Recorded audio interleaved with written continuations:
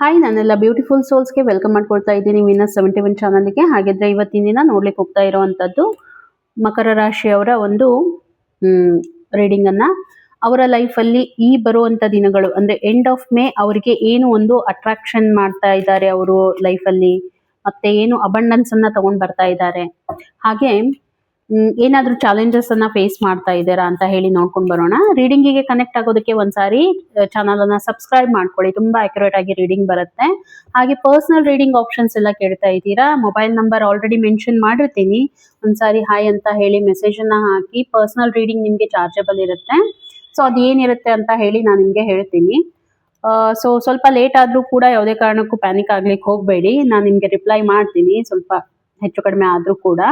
ಹಾಗಾಗಿ ಈ ದಿನಗಳು ಅವ್ರಿಗೆ ಏನು ಒಂದು ಆಗ್ಲಿಕ್ಕೆ ಹೋಗ್ತಾ ಇದೆ, ಹೆಲ್ತ್ ಆಸ್ಪೆಕ್ಟ್ ಇರ್ಬೋದು, ಅವರ ಒಂದು ಕರಿಯರ್ ಲೈಫ್ ಇರ್ಬೋದು, ಒಟ್ನಲ್ಲಿ ಅವ್ರಿಗೆ ಎಂಡ್ ಆಫ್ ಮೇ ಏನು ಬರ್ಲಿಕ್ಕೆ ಹೋಗ್ತಾ ಇದೆ ಅಂತ ಹೇಳಿ ನೋಡ್ಕೊಂಡ್ ಬರೋಣ. ರೀಡಿಂಗ್ ಅನ್ನ married unmarried first second marriage ಯಾರಾದ್ರೂ ನೋಡ್ಬೋದು, ಅಂದ್ರೆ ರಿಲೇಶನ್ಶಿಪ್ ಅಲ್ಲಿ ಇದ್ರೆ ಅವರು ಕೂಡ ನೋಡ್ಬೋದು. ಸೊ ಫಸ್ಟ್ ಆಫ್ ಆಲ್ ನಾನು ನೋಡ್ತಾ ಇರುವಂತದ್ದು ಹೆಲ್ತ್ ಆಸ್ಪೆಕ್ಟ್ಸ್ ಇಂದ. ಓಕೆ, ಹೆಲ್ತ್ ಆಸ್ಪೆಕ್ಟ್ಸ್ ಇಂದ ನೋಡಿದಾಗ ಏನೋ ಸಮಥಿಂಗ್ ವಿಚಾರ ಮಾಡ್ತಾ ಇದ್ದೀರಾ. ಯಾವ ರೀತಿ ವಿಚಾರ ಅಂತಂದ್ರೆ, ಏನೋ ಆಗಿ ಹೋಗಿದ್ರ ಬಗ್ಗೆ ಸ್ವಲ್ಪ ಯಾಕೋ ನಿಮ್ಗೆ ತಲೆಯಲ್ಲಿ ಓಡಾಡ್ತಾ ಇದೆ ಅಂತ ಹೇಳಿ ಇಲ್ಲಿ ಕಾಣ್ತಾ ಇದೆ. ಓಕೆ,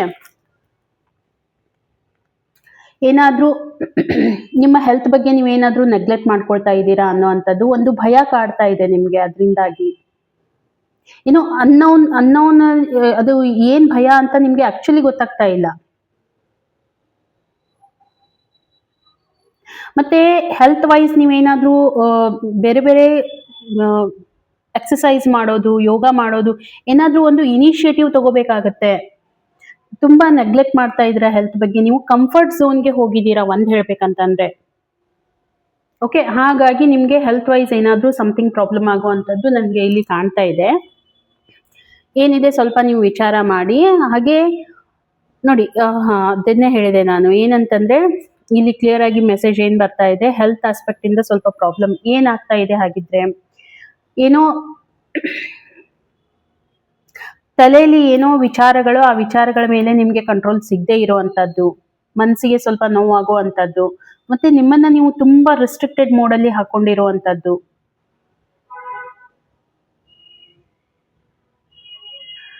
ತುಂಬಾ ನೀವ್ ಏನ್ ಮಾಡ್ಬೇಕು ಅಂತಂದ್ರೆ, ಇವಾಗ ನೋಡಿ ಏನಾಗುತ್ತೆ, ಏನೋ ನಿಮ್ಮ ಮೈಂಡ್ ಅಲ್ಲಿ ನೆಗೆಟಿವಿಟಿಯನ್ನ ಹೋಲ್ಡ್ ಮಾಡ್ಕೊಂಡಿದ್ದೀರಾ. ನಿಮ್ಮ ತಲೆಯಲ್ಲಿ ಏನೋ ನೆಗೆಟಿವಿಟಿ, ಏನೋ ಮುಂಚೆ ಆಗಿರೋ ನೆಗೆಟಿವಿಟಿಯನ್ನ ಹೋಲ್ಡ್ ಮಾಡ್ಕೊಂಡಿದ್ದೀರಾ. ಆ ನೆಗೆಟಿವಿಟಿ ನಿಮ್ಗೆ ಏನ್ ಮಾಡ್ತಾ ಇದೆ, ಲಿಟ್ರಲಿ ನಿಮ್ಮ ಒಂದು ಇಶ್ಯೂಸ್ ಅನ್ನ, ಪಾಸ್ಟ್ ಲೈಫ್ ಅಲ್ಲಿ ಆಗಿ ಹೋಗಿರುವಂತ ಇಶ್ಯೂಸ್ ಅನ್ನ ನೀವು ಕ್ಯಾರಿ ಮಾಡ್ತಾ ಇದ್ದೀರಾ ಇನ್ನೂ ತನಕನೂ. ಅದರಿಂದ ನೀವು ಹೊರಗಡೆ ಬಂದಿಲ್ಲ, ಅದರಿಂದ ನೀವು ಹೀಲ್ ಆಗ್ತಾ ಇಲ್ಲ. ಸೊ ಹಾಗಾಗಿ ಇವಾಗ ಏನಾಗ್ತಾ ಇದೆ, ನಿಮ್ಗೆ ಹೆಲ್ತ್ ಮೇಲೆ ಅದು ಪ್ರಭಾವ ಬೀಳ್ತಾ ಇದೆ. ಸಮಥಿಂಗ್ ನಿಮ್ಗೆ ಎಂಗ್ಸೈಟಿ ಕ್ರಿಯೇಟ್ ಆಗುವಂತದ್ದು, ಮತ್ತೆ ಅದನ್ನ ಯಾರ ಮುಂದೆನೂ ಹೇಳ್ಕೊಳ್ತಾನೂ ಇಲ್ಲ. ಅಫ್ಕೋರ್ಸ್ ನಿಮ್ಮಷ್ಟಕ್ಕೆ ನೀವು ತುಂಬಾ ವಿಚಾರ ಮಾಡ್ತಾ ಇದ್ದೀರಾ, ಏನೋ ಒಂದು ತಲೆಯಲ್ಲಿ ಇಟ್ಕೊಂಡಿದ್ದೀರಾ, ಅದನ್ನ ಹೋಲ್ಡ್ ಮಾಡ್ಕೊಂಡು ಹೋಗ್ತಾ ಇದ್ದೀರಾ ಅಂತಂದಾಗ ಏನಾಗುತ್ತೆ, ಪ್ರಾಬ್ಲಮ್ ಕ್ರಿಯೇಟ್ ಆಗುತ್ತೆ ನಿಮ್ಗೆ ಅಲ್ಲಿ. ಏನೋ ಇದೆ, ಓಕೆ, ಬಟ್ ಅದರಿಂದ ನೀವು ಹೊರಗಡೆ ಬರಬೇಕು. ಯಾಕೆ ಹೇಳ್ತಾ ಇದ್ದೀನಿ ಅಂತಂದ್ರೆ, ಯೂನಿವರ್ಸ್ ಮೆಸೇಜ್ ಏನ್ ಕೊಡ್ತಾ ಇದೆ ಅಂತಂದ್ರೆ, ಏನಾದ್ರೂ ಇನಿಷಿಯೇಟಿವ್ ತಗೊಳ್ಳುವಂತ ಸಮಯ ಬಂದಿದೆ ಇವಾಗ.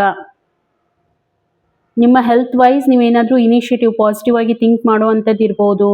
ಏನಾದ್ರೂ ನಿಮ್ಗೆ ಏನ್ ಚೆನ್ನಾಗ್ ಅನ್ಸುತ್ತೆ ಅದನ್ನ ಮಾಡಿ, ಖುಷಿ ಖುಷಿಯಾಗಿರಿ. ಯಾಕೆ ಪಾಸ್ಟ್ ಲೈಫ್ ಅಲ್ಲಿ ಆಗಿರುವಂತದನ್ನ ಕ್ಯಾರಿ ಮಾಡ್ಕೊಂಡು ಹೋಗ್ತೀರಾ? ಪಾಸ್ಟ್ ಈಸ್ ಪಾಸ್ಟ್, ಅದು ಹೋಗ್ಬಿಡ್ತು.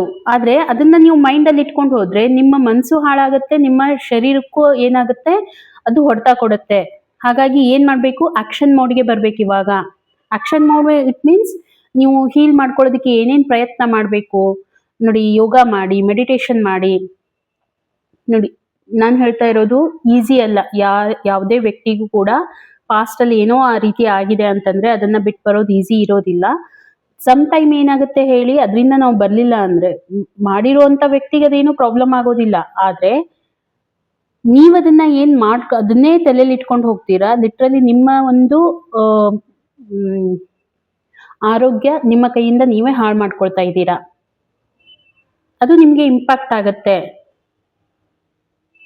ಮಾಡಿದವ್ರಿಗೆ ಗಿಲ್ಟ್ ಇರೋದಿಲ್ಲ, ಬಟ್ ನಿಮಗೆ ಅದು ಹೀಗಾಯ್ತು ಅನ್ನೋವಂಥದ್ದು ಉಳ್ಕೊಳ್ಳುತ್ತೆ. ಅದರಿಂದ ಏನು ಮಾಡಬೇಕು, ಹೊರಗಡೆ ಬರಬೇಕು, ಕಂಫರ್ಟ್ ಝೋನ್ ಬಿಟ್ಟು ಹೊರಗಡೆ ಬರಬೇಕು ಅನ್ನೋವಂಥದ್ದು ಯೂನಿವರ್ಸ್ ಹೇಳ್ತಾ ಇದೆ. ಇನ್ನು ನಿಮ್ಮ ಕರಿಯರ್ ಲೈಫನ್ನು ನಾನು ನೋಡ್ಲಿಕ್ಕೆ ಹೋಗ್ತಾ ಇದ್ದೀನಿ ಯಾವ ರೀತಿ ಅಂತ. ತುಂಬ ಕನ್ಫ್ಯೂಷನಲ್ಲಿದ್ದೀರಾ, ಏನೋ ನಿರ್ಧಾರ ತಗೊಳ್ಳಿಕ್ಕೆ ಆಗ್ತಾ ಇಲ್ಲ, ಒಂದು ಟ್ರಾಪಲ್ಲಿ ಸಿಕ್ಕೊಂಡಿದ್ದೀರಾ, ಹೊರಗಡೆ ಬರ್ಲಿಕ್ಕೆ ಆಗ್ತಾ ಇಲ್ಲ. ಕರಿಯರ್ ವೈಸ್ ನೋಡ್ತಾ ಇದ್ರೆ ಫಸ್ಟ್ ಆಫ್ ಆಲ್ ನೋಡಿ, ಪಾಸ್ಟ್ ಲೈಫಲ್ಲಿ ಬದುಕ್ತಾ ಇದ್ದೀರಾ, ಅದರಿಂದಾಗಿ ನಿಮ್ಮ ಒಂದು ಫ್ಯೂಚರ್ ಅಂದರೆ ನಿಮ್ಮ ಒಂದು ಕರಿಯರ್ ಲೈಫ್ ಮೇಲೆ ಕೂಡ ತುಂಬ ಇಂಪ್ಯಾಕ್ಟ್ ಆಗ್ತಾ ಇದೆ. ಇನ್ನು ಡಿಸಿಷನ್ ತಗೋಬೇಕು ನೀವು ಸಮಯಕ್ಕೆ ಸರಿಯಾಗಿ, ಆದರೆ ನಿಮಗೆ ಡಿಸಿಷನ್ಸನ್ನು ತಗೊಳ್ಳಿಕ್ಕೆ ಆಗ್ತಾ ಇಲ್ಲ. ತುಂಬ ಕನ್ಫ್ಯೂಷನಲ್ಲಿದ್ದೀರಾ, ಏನು ಮಾಡಬೇಕು ಅಂತ ಗೊತ್ತಾಗ್ತಾ ಇಲ್ಲ. ಮತ್ತು ಇಷ್ಟೇ ಅಲ್ಲ, ಬರುವಂಥ ದಿನಗಳಲ್ಲೂ ಕೂಡ ನಿಮಗೆ ಫೀಲ್ ಆಗುತ್ತೆ, ಲಿಟ್ರಲಿ ನಿಮಗೆ ಫೀಲ್ ಆಗುತ್ತೆ, ನಿಮ್ಮ ಕರಿಯರ್ ಲೈಫಲ್ಲಿ ನೀವೆಲ್ಲೋ ಒಂದು ಕಡೆ ಸ್ಟಕ್ ಫೀಲ್ ಮಾಡ್ಕೊಳ್ತೀರಾ. ಏನೋ ತೊಂದರೆ ಆಗ್ತಾ ಇದೆ ಕರಿಯರ್ ಲೈಫಲ್ಲಿ, ಅದರಿಂದ ನಿಮಗೆ ಹೊರಗೆ ಬರ್ಲಿಕ್ಕೆ ಆಗ್ತಾ ಇಲ್ಲ. ಏನೋ ಲಾಸಸ್, ರೀಸೆಂಟ್ ಪಾಸ್ಟಲ್ಲಿ ಏನಾದರೂ ಲಾಸಸ್ ಆಗಿರೋವಂಥದ್ದು, ಆ ಲಾಸಿಂದ ನಿಮಗೆ ಹೊರಗೆ ಬರೋದಕ್ಕೆ ಪ್ರಾಬ್ಲಮ್ ಆಗ್ತಾ ಇದೆ. ಲಾಸ್ ಯಾವ ರೀತಿ ಅಂತಂದರೆ, ಯಾರಾದರೂ ನಿಮಗೆ ಅಲ್ಲಿಂದ ಹೊರಗಡೆ ತಗೊಂಡು ಬರಬೇಕು. ಒಂದು ಯುದ್ಧ ನಡೆಯುತ್ತಲ್ವಾ, ಆ ರೀತಿ ಒಂದು ಯುದ್ಧ ನಡೆಯುವಂಥದ್ದು ನಿಮ್ಮ ಒಂದು ಕರಿಯರ್ ಲೈಫಲ್ಲಿ ಬರುವಂಥ ದಿನಗಳಲ್ಲಿ. ಒಂದು ಟಫ್ ಟೈಮ್ ಅಂತ ಹೇಳ್ಬೋದು. ಒಂದು ಟಫ್ ಟೈಮ್ ನಡೀತಾ ಇದೆ, ಕಠಿಣವಾದಂಥ ಪರಿಸ್ಥಿತಿ ನಡೀತಾ ಇದೆ. ಮತ್ತೆ ಮೇ ಬಿ ನಿಮ್ಮ ಇವಾಗ ಏನಾದರೂ ರೀಸೆಂಟಲ್ಲಿ ನೀವೇನಾದರೂ ನಿಮ್ಮ ಜಾಬ್ ಬಿಟ್ಟು ಬೇರೆ ಏನಾದರೂ ನೀವು ಸ್ಟಾರ್ಟಪ್ ಮಾಡಿರುವಂಥದ್ದು, ಅಲ್ಲಿ ನಿಮಗೆ ರಿಸಲ್ಟ್ ಬರದೇ ಇರುವಂಥದ್ದು, ನಿಮಗೆ ಇದನ್ನೆಲ್ಲ ಲೀಡ್ ಮಾಡೋದಕ್ಕೆ ಇನಫ್ ಎನರ್ಜಿ ಸಾಲ್ತಾ ಇಲ್ಲ, ನಿಮಗೆ ಸರಿಯಾದಂಥ ಎನರ್ಜಿ ನಿಮಗೆ ಸಿಗ್ತಾ ಇಲ್ಲ. ಯಾಕಂತಂದ್ರೆ ನಿಮ್ಮ ಮೈಂಡ್ ಕೂಡ ಬ್ಲಾಕ್ ಆಗಿದೆ. ನಿಮ್ಮ ಒಂದು ಆ ಬ್ಲಾಕೇಜ್ ಇಂದ ನಿಮ್ಗೆ ಏನಾಗ್ತಾ ಇದೆ, ಇಲ್ಲಿ ತೊಂದರೆ ಆಗ್ತಾ ಇದೆ ನಿಮ್ಮ ಕರಿಯರ್ ಲೈಫಿಗೆ. ಸೊ ಯೂನಿವರ್ಸ್ ಏನ್ ಹೇಳುತ್ತೆ ಅದನ್ನ ಕೂಡ ನೋಡೋಣ. 8 ಆಫ್ ಪೆಂಟಿಕಲ್ಸ್ ಬರ್ತಾ ಇದೆ ನೋಡಿ.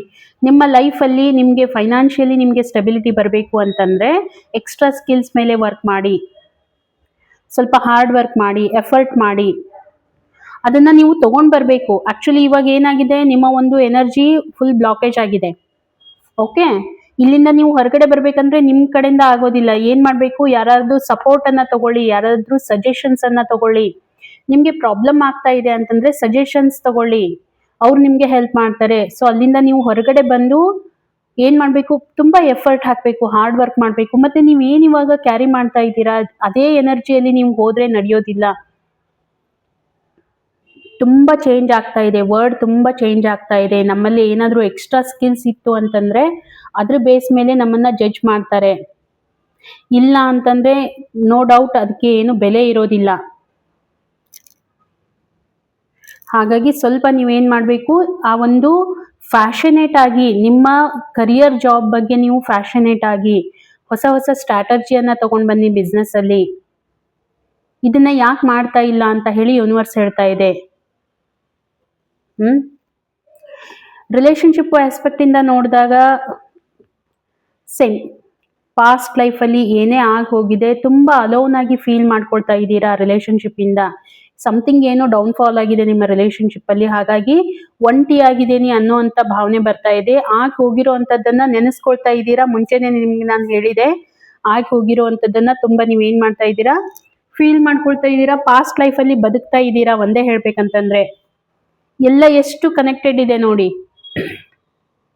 ನಿಮ್ಮ ಹೆಲ್ತ್ ಮೇಲೆ ನಿಮ್ಮ ಹೆಲ್ತ್ ಮೇಲೆ ಪ್ರಾಬ್ಲಮ್ ಆಗ್ತಾ ಇದೆ, ನಿಮ್ಮ ಕರಿಯರ್ ಲೈಫಿಗೆ ಅದರಿಂದ ಇಂಪ್ಯಾಕ್ಟ್ ಆಗ್ತಾ ಇದೆ. ನಿಮ್ಮ ರಿಲೇಶನ್ಶಿಪ್, ಮೇ ಬಿ ನಿಮ್ಮ ರಿಲೇಶನ್ಶಿಪ್ ಇಂದ ನಿಮ್ಮ ಹೆಲ್ತ್ ಲೈಫಲ್ಲಿ ಏನೋ ಪ್ರಾಬ್ಲಮ್ ಆಗಿದೆ, ಹಾಗಾಗಿ ನಿಮ್ಮ ಕರಿಯರ್ ಕೂಡ ಅದೇ ರೀತಿಯಾಗಿ ಆಗ್ತಾ ಇರುವಂಥದ್ದು. ಫೀಲ್ ಮಾಡ್ಕೊಳ್ತಾ ಇದ್ದೀರಾ ನನಗಂತ ಯಾರೂ ಇಲ್ಲ, ಅಥವಾ ಆಗಿ ಹೋಗಿರೋದ್ರ ಬಗ್ಗೆ ನೀವು ಫೀಲ್ ಮಾಡ್ಕೊಳ್ತಾ ಇದ್ದೀರಾ. ಪಾಸ್ಟ್ ಲೈಫಲ್ಲಿ ಆಗಿರುವಂಥದ್ದು ಯಾರೋ ಒಬ್ರ ಬಗ್ಗೆ ತುಂಬಾ ವಿಚಾರ ಮಾಡ್ತಾ ಇದ್ದೀರಾ. ಮೇ ಬಿ ನಿಮ್ಮ ಪಾರ್ಟ್ನರ್ ಇರ್ಬೋದು, ಏನೋ ಬ್ರೇಕ್ ಡೌನ್ ಆಗಿರ್ಬೋದು, ಬ್ರೇಕಪ್ ಆಗಿರ್ಬೋದು, ಸಮಥಿಂಗ್ ಏನೋ ನಡೆದಿದೆ, ಅದ್ರ ಬಗ್ಗೆನೇ ವಿಚಾರ ಮಾಡ್ತಾ ಇದ್ದೀರಾ.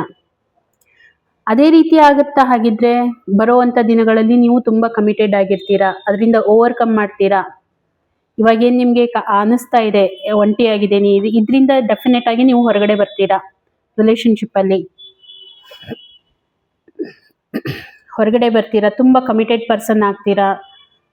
ಮತ್ತೆ ರಿಲೇಶನ್ಶಿಪ್ಪನ್ನ ರೆಸ್ಪಾನ್ಸಿಬಿಲಿಟಿ ತಗೊಳ್ತೀರಾ ಒಂದೇ ಹೇಳ್ಬೇಕಂತಂದ್ರೆ.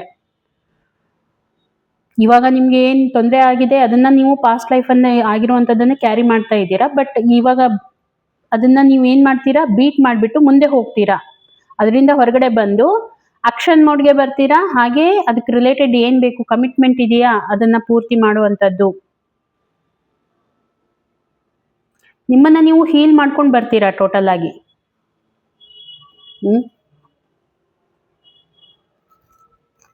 ಎನರ್ಜಿ ಚೆನ್ನಾಗಿದೆ. ಓಕೆ, ಇನ್ನು ಯೂನಿವರ್ಸ್ ಏನು ಹೇಳ್ತಾ ಇದೆ ಅಂತಂದ್ರೆ, ನೋಡಿ ನಿಮ್ಮ ಲೈಫಲ್ಲಿ ಒಂದು ನ್ಯೂ ಸ್ಟಾರ್ಟಪ್ ಆಗ್ಲಿಕ್ಕೆ ಹೋಗ್ತಾ ಇದೆ. ಒಂದು ಕಾರ್ಮಿಕ್ ಪ್ಯಾಟರ್ನ್ ನಿಮ್ದು ಸೈಕಲ್ ಕಂಪ್ಲೀಟ್ ಆಗಿದೆ. ಅದರಿಂದ ಏನ್ ಮಾಡ್ತಾ ಇದ್ದೀರಾ, ರೀಕವರ್ ಆಗ್ತಾ ಇದ್ದೀರಾ, ಹೊರಗಡೆ ಬರ್ತಾ ಇದ್ದೀರಾ. ಏನ್ ನಿಮ್ಮ ಲೈಫಲ್ಲಿ ನಡೀತಲ್ವಾ ಅದು ನೀವು ಬಯಸಿ ಮಾಡ್ಕೊಂಡಿರುವಂತದ್ದಲ್ಲ. ನಿಮ್ಮ ಒಂದು ಪಾಸ್ಟ್ ಲೈಫಲ್ಲಿ ಏನ್ ನಡೀತಾ ಇತ್ತು ಅದೇ ಇವಾಗ ರೀಪ್ರೆಸೆಂಟ್ ಆಗ್ತಾ ಇರುವಂತದ್ದು. ಹಾಗಾಗಿ ಅದು ಒಂದು ಕಾರ್ಮಿಕ್ ಸೈಕಲ್ ಅಂತ ಹೇಳ್ಬೋದು. ಅದು ಎಂಡ್ ಆಗ್ಲಿಕ್ಕೆ ಹೋಗ್ತಾ ಇದೆ. ಆಲ್ರೆಡಿ ಚೇಂಜಸ್ ಎಲ್ಲ ನಿಮ್ಮ ರಿಲೇಶನ್ಶಿಪ್ ಅಲ್ಲಿ ಬಂದಾಗ ಹೋಗಿದೆ. ಸೊ ಇವಾಗ ಏನ್ ಮಾಡ್ಬೇಕು, ವೇಟ್ ಮಾಡ್ಬೇಕು. ನಿಮ್ಮ ಒಂದು ಜರ್ನಿ ರೀಸ್ಟಾರ್ಟ್ ಆಗುತ್ತೆ. ಒಂದು ಖುಷಿಯಾದಂತ ಒಳ್ಳೆಗಳಿಗೆ ಬಂದೇ ಬರುತ್ತೆ.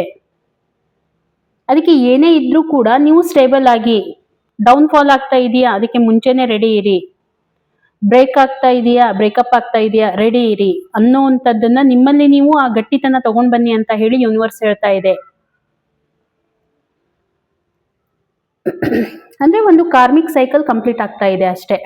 ಓಕೆ, ಸೊ ಇದು ನಿಮಗೆ ಎಷ್ಟು ರೆಸೊನೇಟ್ ಆಯಿತು ನನಗೆ ಹೇಳಿ. ಮತ್ತೆ ಯಾರಿಗೆ ರೆಸೊನೇಟ್ ಆಗಿಲ್ಲ ಅವರು ಆಸ್ ಎ ಗೈಡ್ಲೈನ್ಸ್ ಅಂತ ತಗೊಳ್ಳಿ ಅಂತ ಹೇಳ್ತಾ. ಯಾಕಂದ್ರೆ ಇದು ಒಂದು ಜನರಲ್ ರೀಡಿಂಗ್ ಆಗಿರುತ್ತೆ. ಹಾಗೆ ನಿಮಗೆ ಈ ರೀಡಿಂಗ್ ಇಷ್ಟ ಆಗಿತ್ತು ಅಂತಂದ್ರೆ ಒಂದು ಲೈಕ್ ಕೊಡಿ ಅಂತ ಹೇಳ್ತಾ ಸಿಗೋಣ ಹಾಗಿದ್ರೆ ಇನ್ನೊಂದು ವಿಡಿಯೋದಲ್ಲಿ. ಅಲ್ಲಿವರೆಗೂ ಎಲ್ರಿಗೂ ಕೂಡ ಥ್ಯಾಂಕ್ ಯು.